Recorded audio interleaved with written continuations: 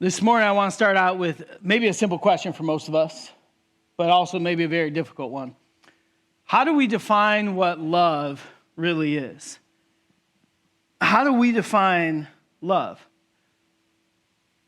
I mean, we could have played that song, what is love? But obviously, I don't sing for a living, guys. There's multiple of these songs. One of personal artist favorites, Taylor Swift, has a ton of songs about love and the reality of love. And I think that question is what is love? How is love expressed is one that we've wrestled with personally as humanity, and probably all of us in some capacity or another have wrestled with. And it brings me back to the Saturday night I actually proposed to Court. And I had this whole plan. I had it down to a T, right? I was, I planned it actually that morning. And it was after playing hockey with my buddies that we were in the dressing room and we're taking all of our hockey gear off and smelly and sweaty. And I looked up at some of my buddies and I was like, I think I'm going to propose tonight. And they're like, you just made that decision right now? I was like, yeah, I did. And I had it down to a T. I was going to have her come over, and I made dinner, and I was too cheap to actually have like actual fireplace, so I put one of those like on the screen. You know what I'm talking about? And we had this like dinner by the fireplace, and then I snuck her skates into my car when I picked her up, and so I was like, we're going to go ice skating, and we get downtown, and we're carrying around our skates, and before we went and hit the ice, I was like, it'd be really sweet to do one of those carriage rides. You know what I'm talking about? And so we went, and we get on this carriage ride, and everything is going so great. It's just us two. It was one of those nights that it was a winter night in January, so it was like cold, but it wasn't too cold. It still was like an enjoyable night, and the whole carriage ride, Courtney was just on this like almost cloud nine. And then we get done with the carriage ride. And I'm not joking you. She might deny this, but like her whole entire demeanor shifted. It was almost like, really, dude? We went on this carriage ride.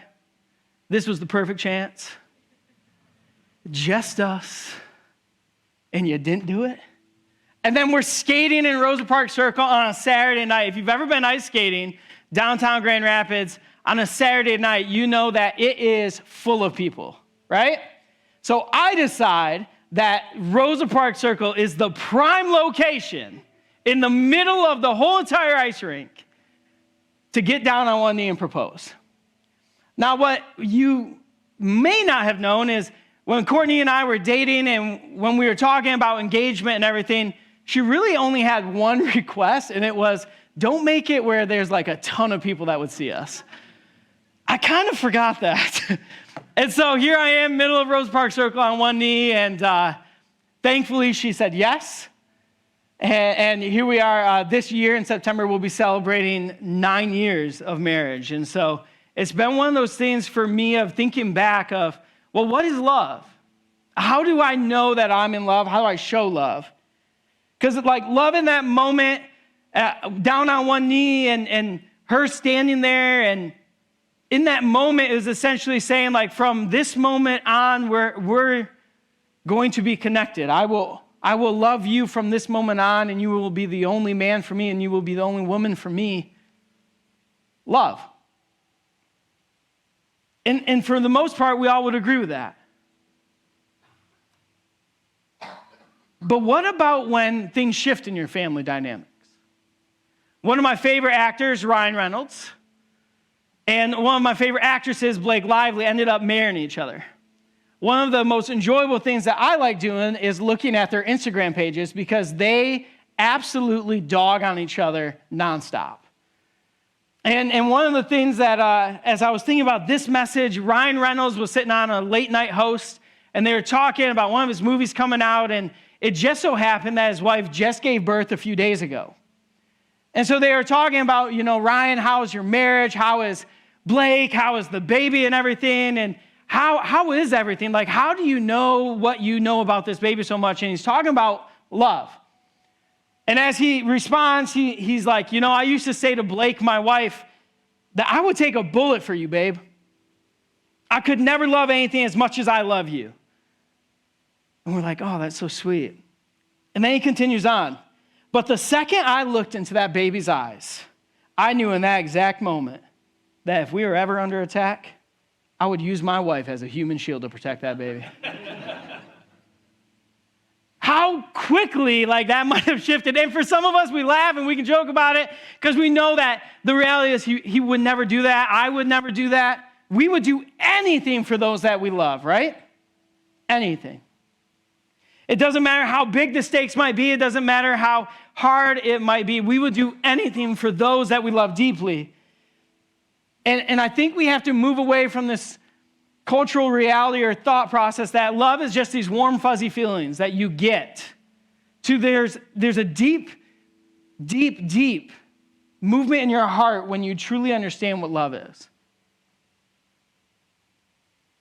Like if I were to look at my wife on my wedding day and standing at the altar and I confess my vows to her, my love to her, but then I never say those words ever again for the past 9 years. Or if I never serve her out of love. If I never try and care for her when she's sick or when she's down. If I only say those words, I love you, at the altar, but I never say them again, how much love would she really know? Or what about our kids? What if I tell them the very first time that they're able to kind of understand language and form words?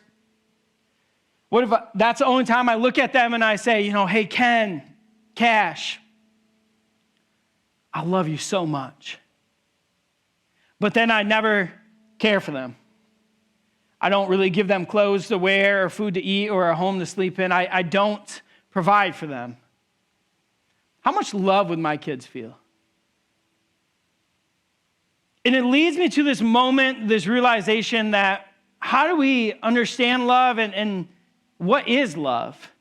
And I think it comes down to, for me, it comes down to this, is that the greatest act of love is sacrificing your own self for the sake of others. It's giving up control to love one another.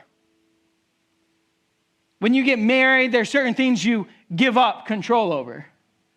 The TV remote, fridge space, interior decorating.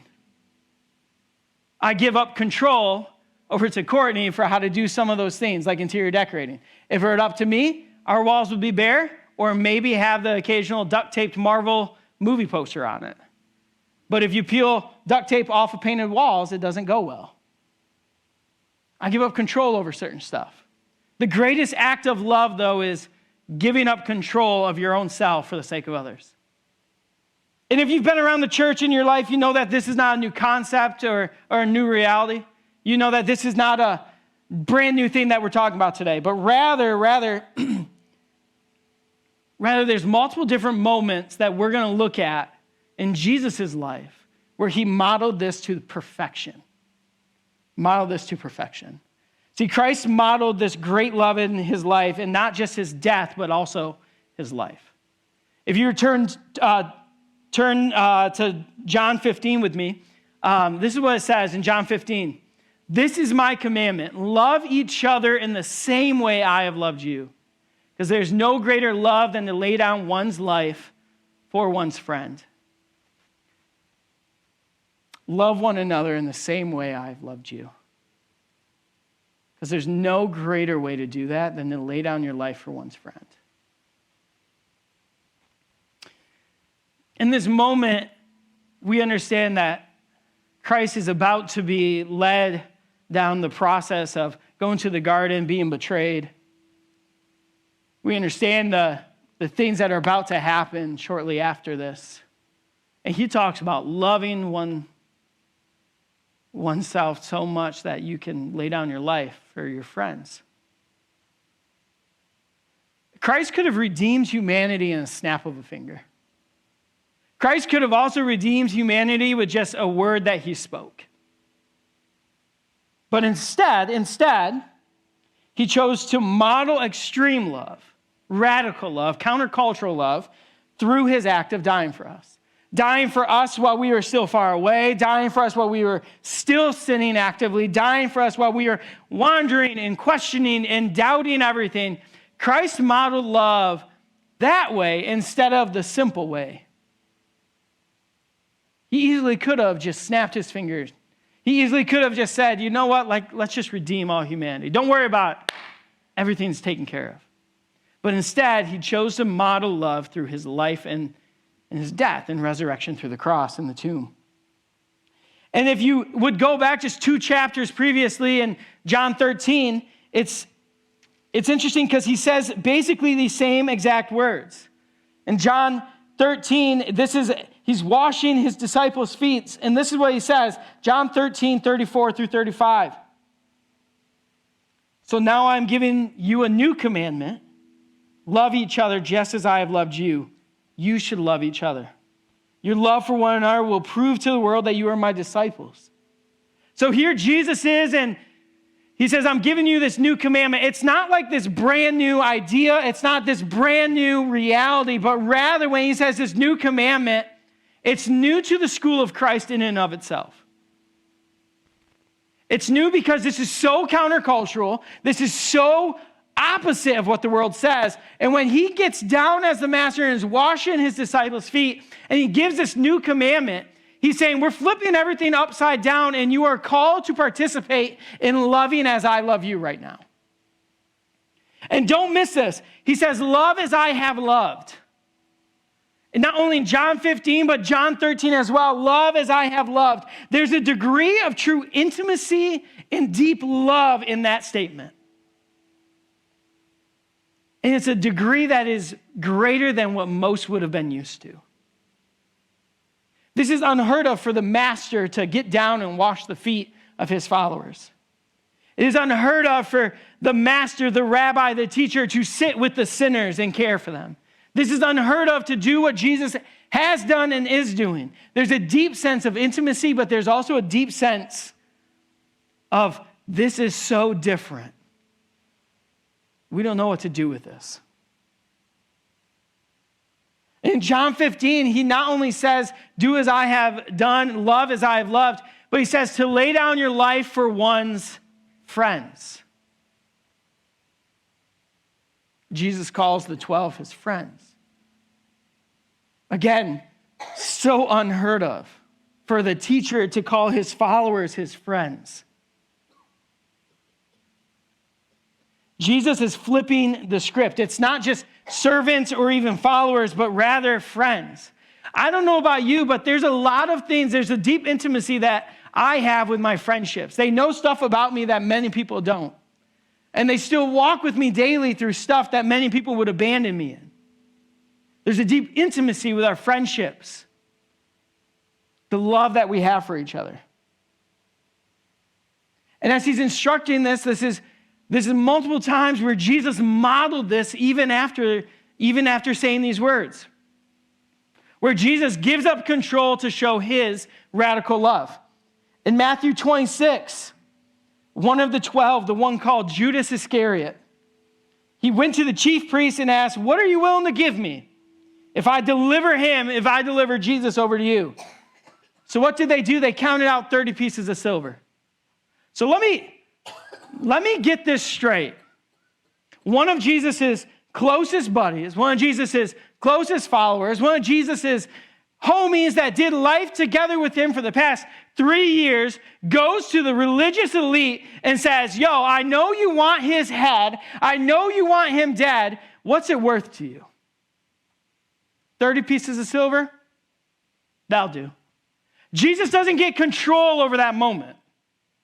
Jesus rather gives up control in that moment. What about in Matthew, again, 26, 36 and 40? Then Jesus went with his disciples to a place called Gethsemane, and he said to them, sit here while I go and pray. And he returns to see his disciples fast asleep. Hold up.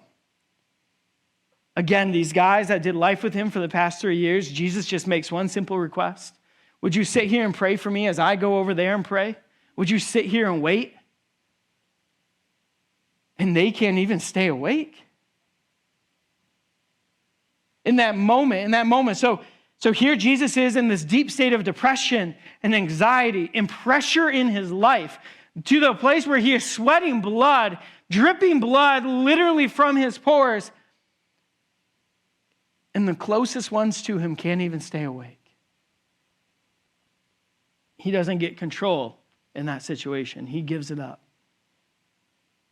In Matthew's gospel, it continues on. So then they spit in his face, struck him with their fists. Others slap him and say, prophesy to us, Messiah. Who just hit you? So here we are again, Jesus, before the religious leaders, and they're mocking him. They're taunting him. They're hitting him. They're insulting him. The religious leaders, the religious elite, the one who are supposed to be setting an example for everybody to follow, they're the ones that are spitting in his face. They're the ones that are punching him and mocking him. Jesus doesn't have control in that situation. Rather, he gives up control willingly to show his great love. Again, it continues on. Now Peter was sitting out in the courtyard, and a servant girl comes up to him. Hey, you were with him. You were with that Jesus. And without missing a beat, what does Peter do? He denies it. No, I don't know what you're talking about. That wasn't me. That wasn't me. Oh, Peter. Oh, Peter. One who intimately did life with Jesus. He was one of the three, one of the closest inner circle. One who loved Jesus so deeply, and Jesus loved him so deeply. He denies even knowing you.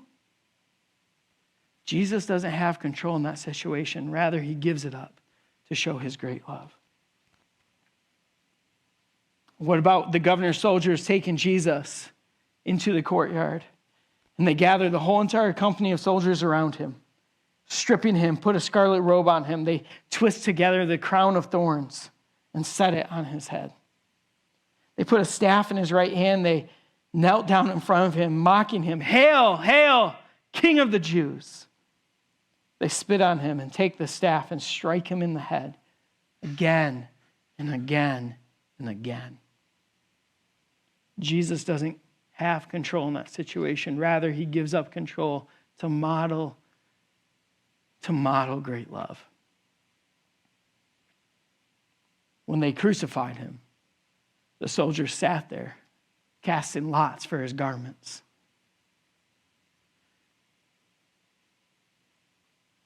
They strip you naked. They humiliate you in only the way that they can. And they crucify you. You have no control of that situation. In John 19, when Jesus just cries out 3 words, I am thirsty. I am thirsty.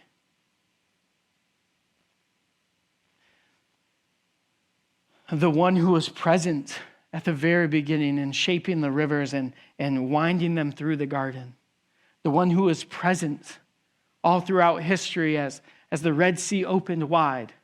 The one who was present over all of things, all of creation, all of the water itself, cries out on the cross, I am thirsty. And the Son of God, the Son of Man, the I am, the great I am, cannot even give himself a simple sip of something to drink.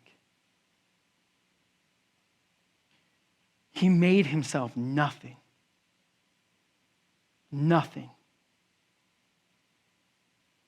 Jesus comes to us and came to us as a God, as the God, control-free, in the form of a helpless baby.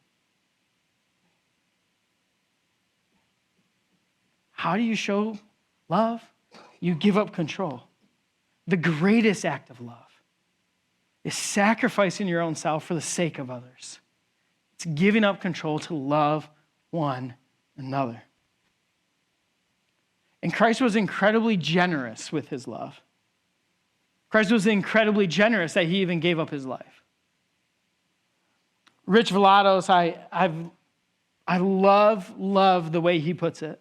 This is what he says. He says, the generosity of God cannot be manipulated. And the generosity that we practice and we live out of is our maturity in the faith. When we take the mentality and the position of Christ, when we take the position and the posture of Christ, we then begin to live out of a generous lifestyle. We're generous in our love. We're generous in our grace, our forgiveness. We're generous in our relationships. We're generous with our things.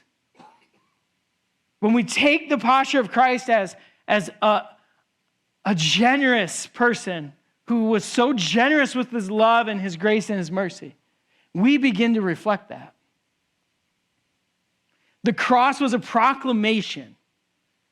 The cross was a proclamation of the greatest act of love ever.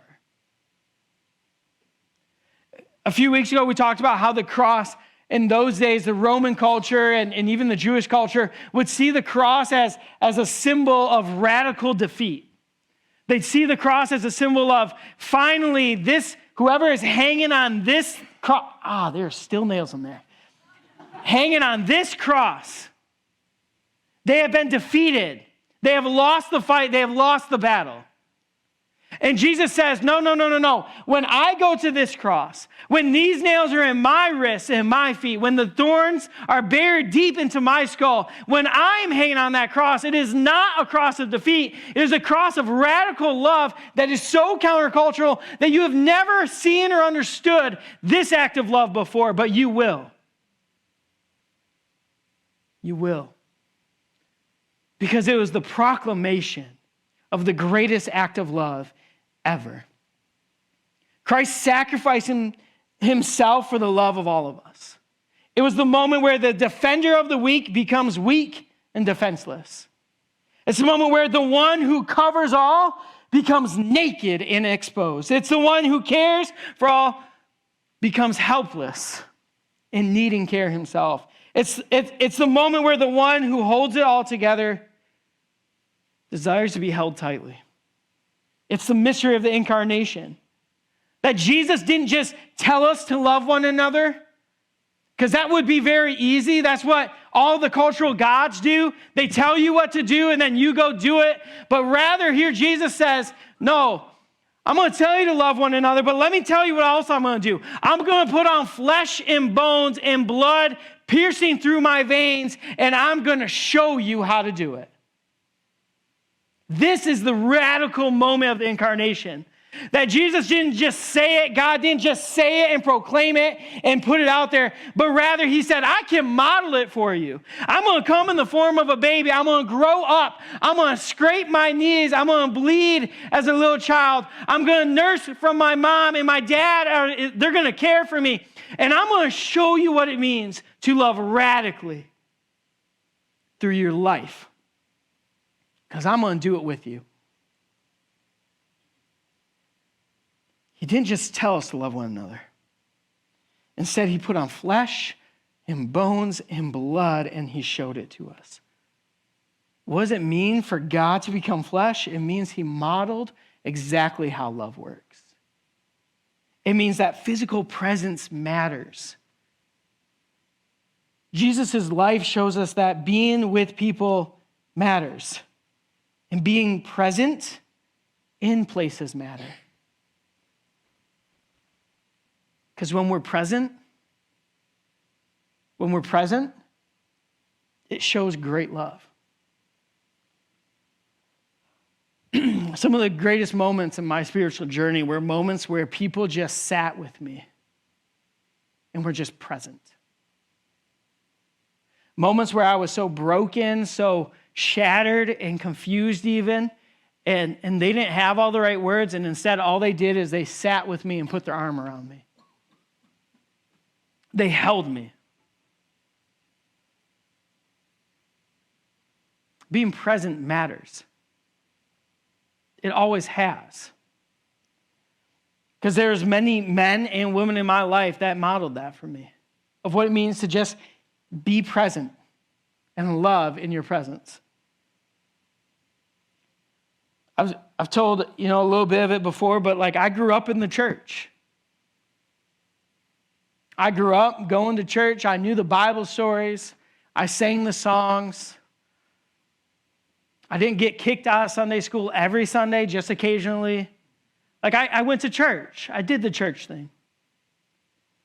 But then there's this moment where life begins to twist and turn, and boulders begin to fall, and struggles become really apparent in life, and I started to question God. I started to question the church.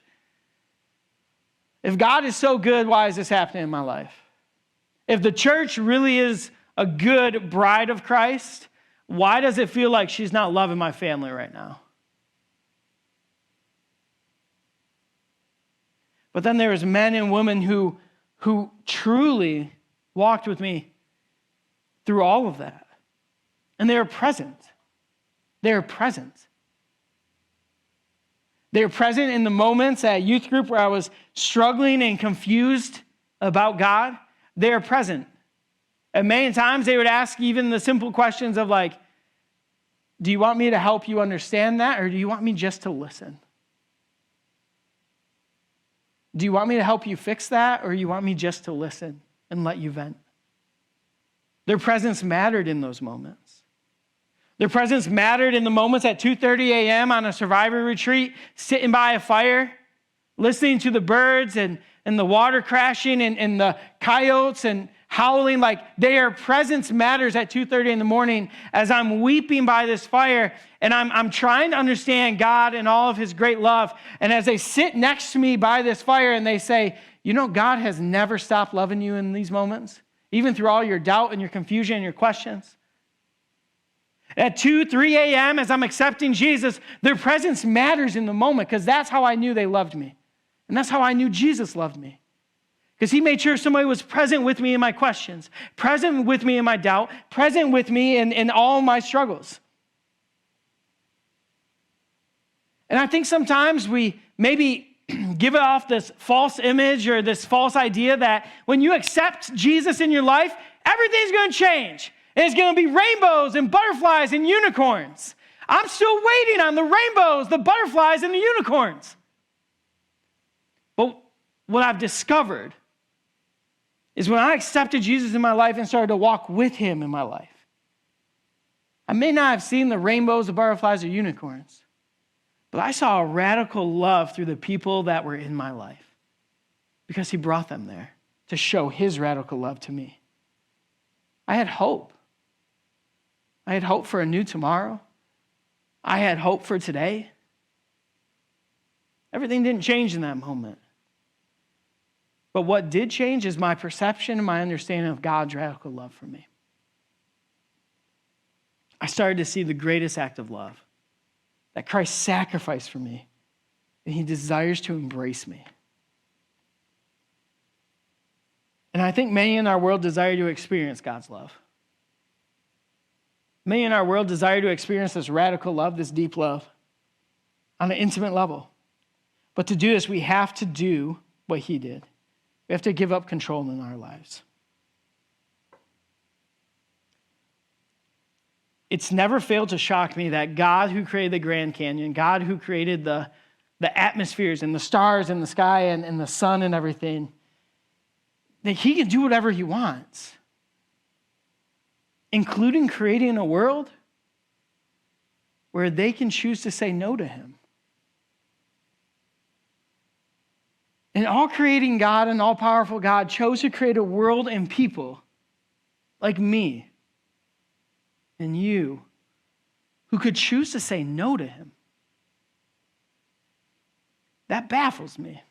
Because here God is, he could have forced us to love him.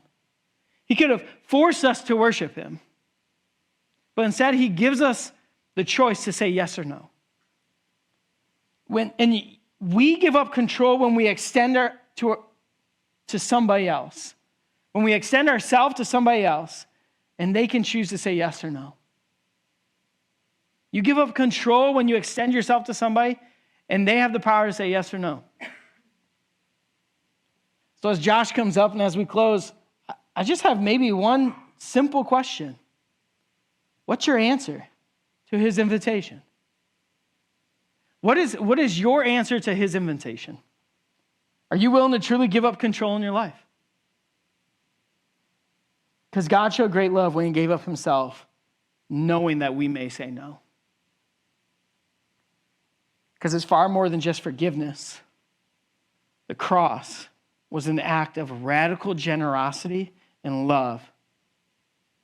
And it broke the back and the weight of all of our guilt and shame. In Romans 10, if you confess with your mouth that Jesus is Lord and believe in your heart that God raised him from the dead, you will be saved. So how do you experience God's love personally? You give up control. You give up control over how you love others, and instead you embrace the way Christ loves. You give up control over your motives, your ideas for life, and you embrace his calling and his desires for you. You give up control over what you may think is right or even wrong, and rather you embrace his model of embracing those who may never embrace us back. You give up control. How do you experience his love personally? You die to yourself to live in him.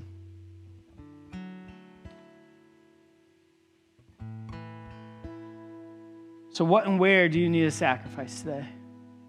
Where in your life do you have to give up control to totally understand and totally see and walk in his radical love for you in your life? Would you pray with me?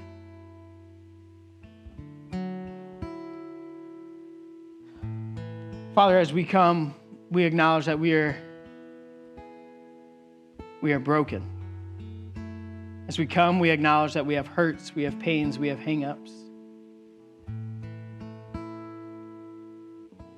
Father, I just ask that we would just come to you with all of those things. And that you would greet us with a warm embrace. As we walk with our bags in hand, that you would take them and you would throw them to the side, and that you would just embrace us. And that we would hear your gentle whisper of, my child, you're home, you're here. Welcome. That we would feel the warmth of your embrace as you hold us, and we would understand deeply that your love is great. Your love is kind. And it goes deep for us. So Lord, as we just come, we come with the keys to our life in our hands, just giving them to you. That you have full control over our lives, our hearts, our desires. And Lord, I ask that you would give us the boldness to give you that control. For some of us, maybe that's control over our addictions, control over our habits. For others of us, maybe it's control that we seek to have over our relationships, our family members. And for others of us, even maybe it's control over our jobs, our purpose. Wherever we may be today, Lord, whatever we may have been seeking to control, I ask that right now in this moment, Lord, we would turn it over to you. And that we would embrace your cross, embrace your message, embrace your heart. Lord, help us to love like you love, to willingly sacrifice, lay down our pride, lay down our egos, lay down our life to show others and point others back to you. We pray this in your name, Lord.